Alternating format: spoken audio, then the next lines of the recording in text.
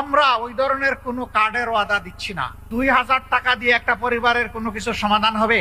ট্যাক্সের বাইরে কিন্তু একটা বেসরকারি ট্যাক্স আছে প্রত্যেকটা মুদির দোকানে, রাস্তাঘাটে, হকারের কাছে, এমনকি রাস্তার পাশে বসে যে ভাই বোনটি ভিক্ষা করে তার কাছ থেকে একটা ট্যাক্স নেওয়া হয়। ওই ট্যাক্স বন্ধ করে দেওয়া হবে ইনশাআল্লাহ। যারা নিজেদের দলের লোকদেরকে চাঁদাবাজি, দখল বাণিজ্য, মামলাবাজি, দুর্নীতি, সন্ত্রাস, পাথর মেরে লোক হত্যা, গাড়ি চাপা দিয়ে লোক হত্যা, এইগুলা থেকে নিজের কর্মীকে যারা বিরত রাখতে পারবে, আশা করি আগামীর বাংলাদেশ তারা জনগণকে উপহার দিতে পারবে। আর যারা এগুলা পারবে না, তারা যত রঙিন স্বপ্ন জাতিকে দেখাবেন, জাতি তাদের এই মতলব বুঝতে জাতির মোটেই কোনো অসুবিধা হবে না। প্রিয় ভাইরা, আমি কারো সমালোচনার দিকে যেতে চাই না। কেন চাই না জানেন? আমি যখন ডান দিকে, বাম দিকে, সামনে, পিছনে চোখ মেলে তাকাই, তখন অন্তত ছোট্ট একটা জায়গাতে গিয়ে শান্তি পাই যে যারা ফ্যাসিবাদ কায়েম করেছিল এবং তাদের যারা মূল দোসর ছিল, এখন তাদেরকে দেখতে পাই না। এখন আছেন তারা যারা ফ্যাসিবাদের জাতাকলে পিষ্ট হয়েছিলেন।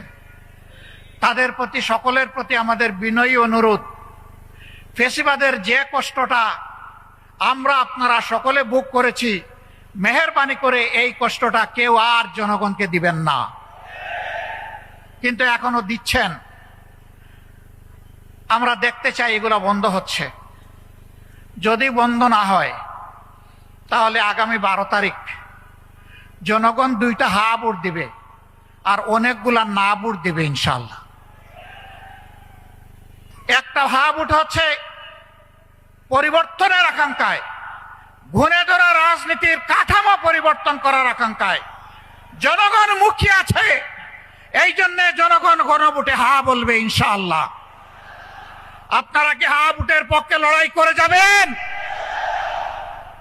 দ্বিতীয় হা হচ্ছে দেশের সার্বভৌমত্ব এবং স্বাধীনতা। শিশু থেকে আবাল বৃদ্ধ বনিতা, মা বোন থেকে শুরু করে ভাই ভাতিজা সবাই, সকলের অধিকার প্রতিষ্ঠিত করার অঙ্গীকার নিয়ে রাস্তায় নেমেছে, মাঠে এসেছে নির্বাচনী মাঠে 10 দলীয় সমঝোতার জোট।